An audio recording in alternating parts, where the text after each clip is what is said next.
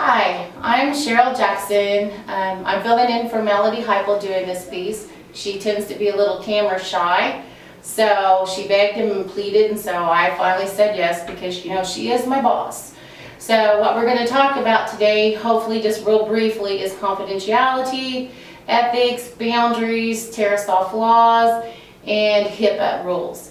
So I have a little PowerPoint that we're going to breeze through, and if you want copies of it later, just email me and let me know. So the title I got for this is When to Keep Silent and When to Speak. So we're going to start talking about what does confidentiality mean. Basically, in a nutshell, it means to keep your mouth shut. By definition, it means the state of keeping or being kept secret or private. So by definition, that's what it means. But you know, with the rules that we have to live by, in the state of Oklahoma and what we do, we have to remember that the information shared is a professional relationship. It actually belongs to the consumer. The right to release information to an outside party belongs to the consumer. We as clinicians have no right to release the information without the informed consent. We are obligated by ethics and the law to abide by and protect the consumer's rights. There are a few exceptions to that rule. However, we'll cover those here in just a few minutes. The consent to release information is very important because I know throughout Edwin Fair there's a lot of misguidance on these consents. What we have to have is the name of the program, which is to make the disclosure, the name of the person, the organization in which the disclosure is made, the name of the consumer, the purpose or need for the disclosure, what information are we wanting to disclose or obtain, the expiration date, it has to be within a year. Every consent needs to have an expiration date. The signature of the consumer or guardian and or parent, make sure all squares are initialed, signed at the bottom. Make sure the consumer is informed of why we need the consent. You know, like if a consumer was in the hospital, have them sign a consent to release information so we can get those records. It just helps with the continuity of care that we want to provide to these consumers. So remember, make sure when you're filling out these consents to release information, you make sure every line is filled out properly and what needs to happen, why you're getting it, for what reason you're getting it, and make sure you date it. Very, very important, because without these consents to release information, we are to remain silent. We cannot confirm or deny whether they're clients or not. We cannot send out information unless we have these consents. Next thing we need to remember is about HIPAA. Everybody loves HIPAA, unfortunately. HIPAA's Privacy Act is intended to protect the privacy of the individual, identifiable health information, and to protect the rights of the individual who are subjects of the information. They have a lot of, they outline the rights and procedures for the exercising the rights and what authorized use we can use this information for. Like my picture, I am HIPAA, ha, hippo.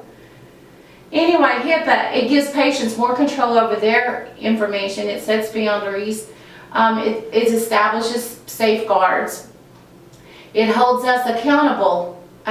We can be sued if we violate HIPAA and confidentiality. And it actually helps strike a balance between public responsibility, supports disclosure of some forms. And this is just to name a few of why HIPAA is important. Just remember, we're protecting the rights of the client. We're protecting their privacy because everyone has the right to privacy. I do, you do, everyone does. Part of our HIPAA laws that we're required to do, and even with CARF regulations in the state, they require us to give everyone a consumer bill of rights. It's generally on the back of the client agreement form. There is a ton of information there. It's in tiny, tiny print. And that's the way that clients get it, is through this bill of rights, through our agency. The therapist could go over it with them when they're doing the intake paperwork.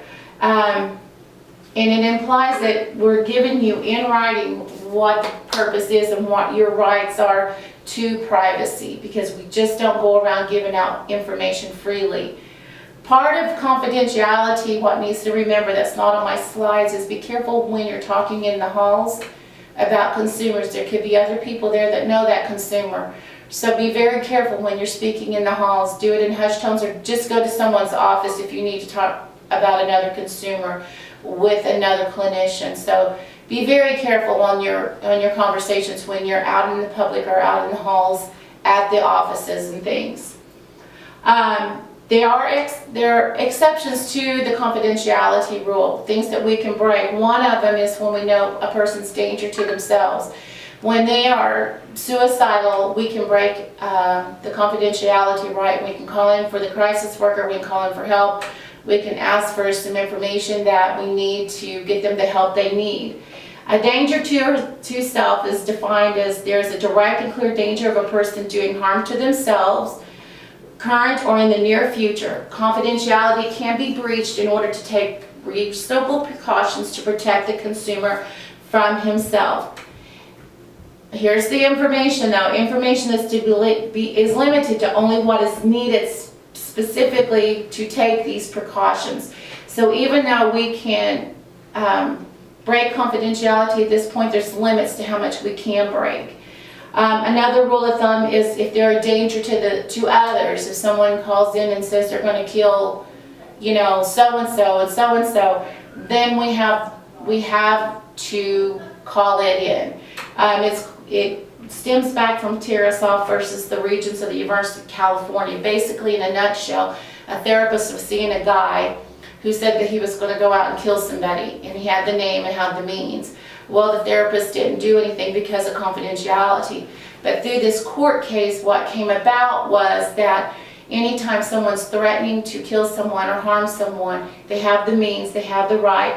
We have to, as professionals, warn the persons who may be reasonably in danger of physical harm for their safety, and we have to warn and tell the police because their threats or potential violence is there. So we have the duty to warn. It's what they call the duty to warn. So when someone else is a danger to others, we have the duty to warn. But you have to keep in mind it's in a specific situation. You just can't tell them all the information you have. You tell them what they need to know. As a result, the court spelled out that when the following conditions are met, we can actually have the duty to warn. So the caution is, we have to prove that their relationship between us exists. We have to show that there's a reasonable prediction of a conduct that constitute a threat to another. That the client possesses the means to carry out the threat. When there is a defined and foreseeable victim, we have to know who the victim is. Then we are required now, you see that word, it says required, to take action. Notifying the authorities and notifying the victim. Another reason to break confidentiality, this is just a few of them, there's several of them, but just another one is suspicion of child abuse. We are required by law to report any suspicion of child abuse. If you suspect a consumer is being abused, and we're talking child abuse, anyone under the age of 18, talk with your supervisor. That's important. Talk with your supervisor and you make the report. Here's the hotline number, 1-800-522-3511, and they will take the information. Now, understand, we know some of the information you have is limited, and all you have to tell them on the hotline is, I don't have that information with me. But this is another reason why we can break confidentiality. There are other reasons that we're not going to go in depth about. If you want to know the other reasons, talk with your supervisor, refer back to some information you received in orientation, because Melody goes over in depth with some of this information, so you can always refer back. But those are the three major ones that we know off the top of our heads we can limit our confidentiality. And in considering our confidentiality in the HIPAA, another thing that we have to consider is our ethical boundaries. Ethics is defined as our moral principles that govern a person's behavior or conducting of an activity. Under the mental health standards, it says ethics is based on well-founded standards of right and wrong that prescribe what humans ought to do, usually in terms of rights, obligations, benefits to society, fairness, and specific virtues.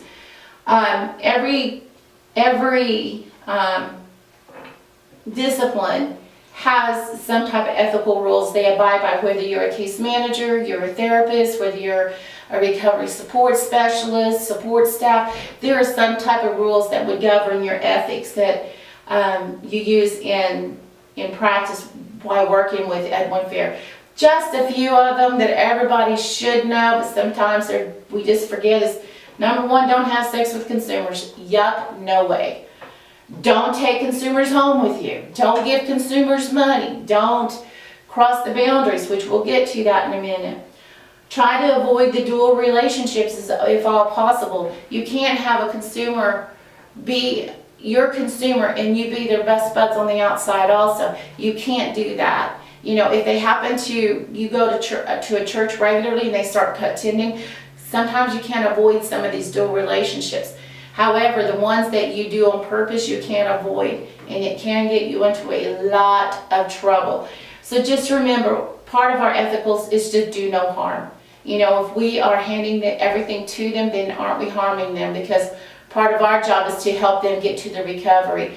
But if we are handing everything to them, then they're not going to get to the recovery point. They're going to become dependent, and that's not a good thing.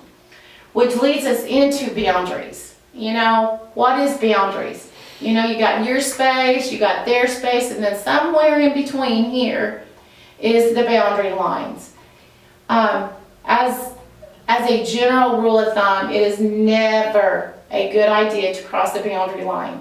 I mean, there's some exceptions that can be made, but those are only through advice from your supervisor. What is a boundary?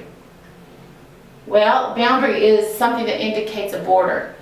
Boundaries are guidelines, rules, limits that a person creates to identify for himself or herself what are reasonable, safe, and permissible ways for another people to behave around him or her, or how he or she will respond when someone steps outside those limits. Boundaries are there for a reason. Boundaries protect you.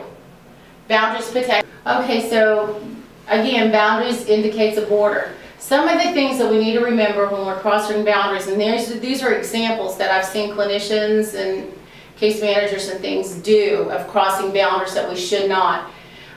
Taking phone calls between sessions when it's not an emergency, taking small gifts, special fee arrangements or bartering for whatever. Excessive therapist self-disclosure, disclosure of personal information where they know where you work, you live, you eat, your phone numbers, extending their time with what is initially agreed upon, saying yes to them all the time rather than saying no, making special allowances for a patient, like on your days off you're running them to the grocery store to buy this or buy that, taking them to church with you, making non-emergency meetings outside the office or office hours. So these are some of those boundary crossing things that I see a lot of.